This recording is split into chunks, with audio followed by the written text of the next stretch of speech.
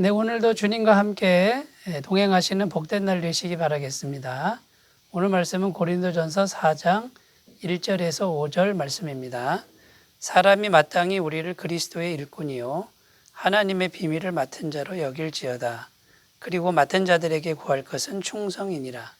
너희나 다른 사람에게나 판단받는 것이 내게는 매우 작은 일이라. 나도 나를 판단하지 아니하노니 내가 자책할 아무것도 깨닫지 못하나 이로 말미암아 의롭다함을 얻지 못하노라. 다만 나를 심판하실 이는 주시니라. 그러므로 때가 이르기 전 곧 주께서 오시기까지 아무것도 판단하지 말라. 그가 어둠에 감추인 것들을 드러내고 마음의 뜻을 나타내시리니 그때에 각 사람에게 하나님으로부터 칭찬이 있으리라. 아멘. 네, 오늘부터는 고린도전서 4장 말씀으로 은혜를 나누겠습니다. 4장에서 바울은 이제 파당 짓는 문제, 교회 내에 4개파로 나뉘어져서 파당을 짓고 경쟁하는 그런 문제를 이제 결론을 짓습니다. 결론을 지으면서 이제 고린도 교인들에게 권면의 말씀을 주고 있습니다. 그래서 오늘은 그 첫째 부분인데요. 이 파당의 문제의 핵심에는 사역자들이 있죠. 바울이나 아볼로나 게바나 이런 유명한 또 실력 있는 사역자들이 있는데 이 사역자들을 어떻게 생각해야 되느냐, 어떻게 바라봐야 되느냐, 이것이 이제 오늘 말씀의 주된 내용이 되겠습니다. 그래서 오늘 주제는 3가지인데요. 사역자들을 어떻게 대하는 것이 바르게 대하는 것이냐, 이것을 지금 말하고 있고, 또 2번째는요. 사역자들에게 구할 것은 충성이다라는 겁니다. 그래서 충성에 대해서 생각을 해보고요. 3번째는 사역자들을 판단해서는 안 된다. 사람의 기준으로 또는 세상의 기준으로 판단해서는 안 된다라고 하는 이런 말씀을 오늘 주고 있는 것이죠. 그래서 그 3가지 주제에 대해서 한 가지씩 살펴봄으로써 이 사역자들에 대한 성경의 가르침, 이것을 우리가 함께 생각해 보도록 하겠습니다.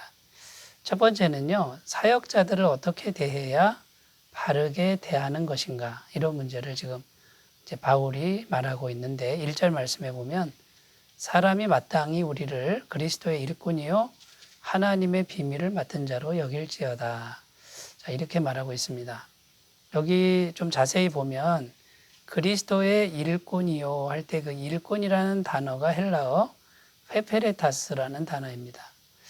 이 헤페레타스라는 단어는요, 노예라는 뜻인데, 커다란 배가 있는데 이 배가 항해할 때 노를 젓죠. 사람이 노를 젓는데 배 밑에서 끊임없이 노를 젓고 있는 노예를 의미하는 단어가 이 헤페레타스라는 단어입니다. 배 밑에서 노를 젓고 있는 노예이니까 얼마나 낮은 계급입니까? 그냥 시키는 대로 계속 해야만 되는 그런 노예라는 것이죠.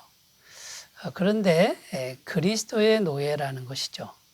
그리스도의 종이라는 것입니다. 자, 그러면 어떻게 사역자들을 대하라는 것입니까? 사역자들 자체를 놓고 보면 헤페레타스 같다는 거죠. 배 밑에서 노젓는 노예에 불과합니다.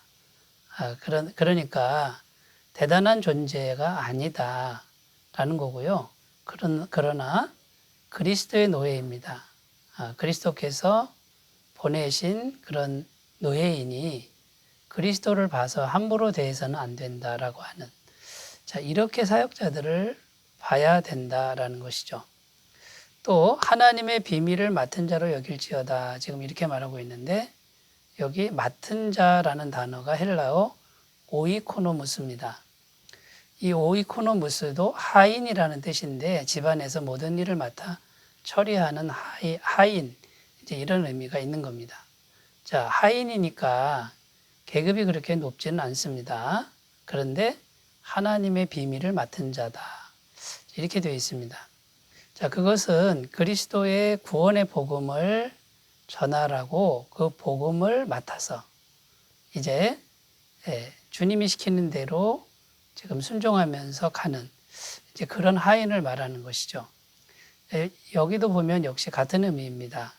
그 자체로 보면 하인에 불과하지만 그리스도께서 귀한 비밀을 맡겨놓은 하인이라는 겁니다. 귀한 사명을 가진 존재라는 것이죠. 그러니까 사람 자체를 높이는 것은 잘못된 것이고 주님께로부터 부여받은 사명이 귀하다는 겁니다. 그런데 고린도 교인들이 어떻게 했습니까? 이런 배 밑에서 노젓는 노예 그리고 집안에서 일처리하는 하인을 지나치게 높였다라는 것이죠. 이것이 잘못됐다라는 것입니다.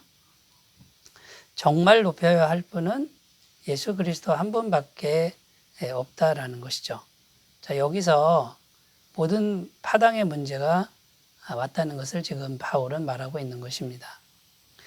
그러니까 사역자들을 바르게 대해야 되는데 바르게 대하지 못하고 잘못된 시각으로 잘못된 관념으로 사역자들을 대했기에 그렇기 때문에 교회 내에 파당의 문제가 생겼다라고 지금 말하고 있는 것입니다. 여러분 혹시 우리들도 이렇게 사역자들을 대할 때 잘못 대하고 있는 부분은 없지 않습니까? 아무리 훌륭한 사역자도 그리스도의 노예이며 하인입니다. 그러나 그리스도께서 보내신 종이고 하인이니까 그리스도를 봐서 그리스도 때문에 존중하고 또 그리스도의 말씀을 갖고 있기 때문에 거기에 순종하는 것이지 사람에게 해서는 안 된다라는 그런 가르침을 주고 있는 것입니다. 여러분 어떤 사역자도 어떤 훌륭한 목회자도 본질적으로는 다 같은 죄인이라는 것을 우리가 잊어서는 안 되고요. 그러나 하나님께서 부여하신 그 직책과 사명이 있으니 우리가 존경하고 따르고 이것에 균형이 필요할 줄로 믿습니다. 자, 첫 번째 사역자들을 바르게 대하는 것이 어떤 것인가 생각해 봤고요. 두 번째는 사역자들에게 구할 것은 충성을 구하라고 지금 권면합니다. 2절 말씀에 그리고 맡은 자들에게 구할 것은 충성이니라. 자, 사역자들에게 구할 것은 충성이다. 이제 이런 말인데요. 충성이라고 하는 그 말은요, 무언가 많이 남겨야 한다는 그런 뜻이 아닙니다. 뭔가 많이 남긴다, 이것은 세상 관점이죠.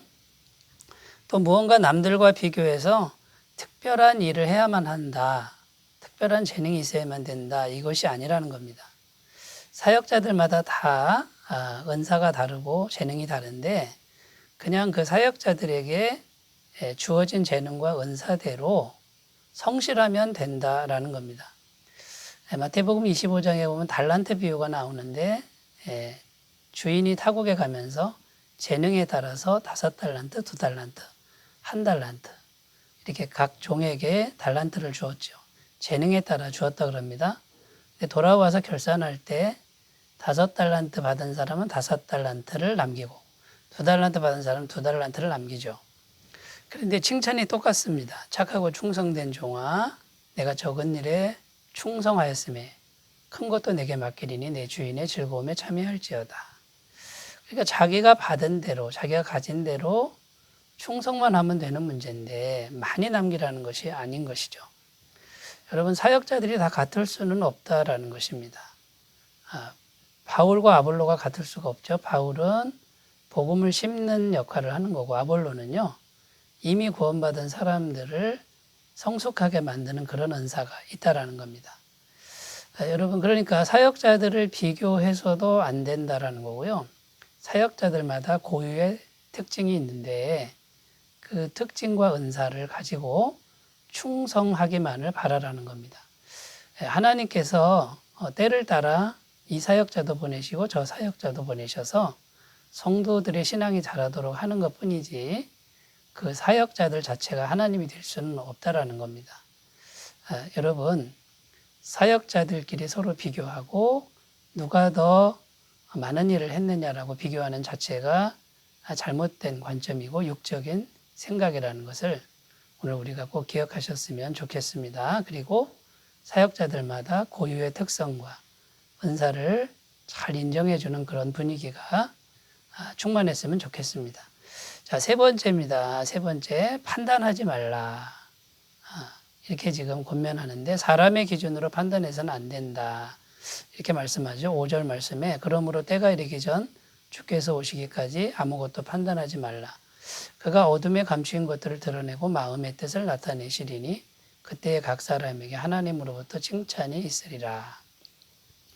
자, 여기 판단하지 말라는 것은 도무지 판단하지 말라 이 뜻이 아닙니다. 인간사의 크고 작은 일을 우리가 판단해야 되지요. 또 교회 일을 할 때 성도가 선악간에 판단해야 교회를 깨끗하게 지킬 수 있습니다. 자, 그런데 여기서 말하는 판단은 아나크리노라는 단어인데 심판하다라는 뜻입니다. 이게 무슨 말이냐면 인간이 마치 하나님처럼 심판하는 걸 말합니다. 어떤 인간도 심판할 수는 없죠. 왜냐하면 자기도 수많은 결점을 갖고 있기 때문입니다. 그런데 고린도 교인들은 사역자들을 판단했다.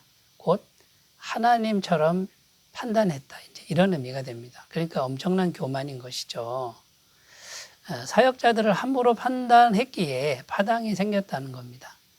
내가 따르는 사역자가 더 훌륭하다. 내가 따르지 않는 사역자는 보다 열등하다라고 하는 이런 것들은 하나님 자리에서 판단하는 것과 같다라는 것이죠. 그래서 여기 보면 때가 이르기 전 주께서 오시기까지 아무것도 판단하지 말라. 여기서 말할 때 이 때는 카이로스입니다. 하나님의 심판, 이걸 의미하는 거죠. 그 심판 때가 올 때까지 우리는 그렇게 함부로 판단해서는 안 된다라는 것이고요.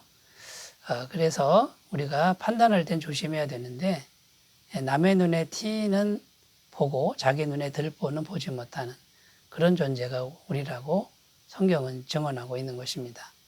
그러니까 여러분 사역자들에 대해서 함부로 판단하는 그 자체가 파당을 지었다라고 하는 거죠. 그러니까 인간 속에 있는 교만과 그리고 자기의 죄인됨을 망각한 그런 교만이 이런 파당을 짓는 문제가 비롯됐다, 생겨났다라고 지금 말하는 것을 오늘 우리가 잘 귀담아 들으셨으면 좋겠습니다.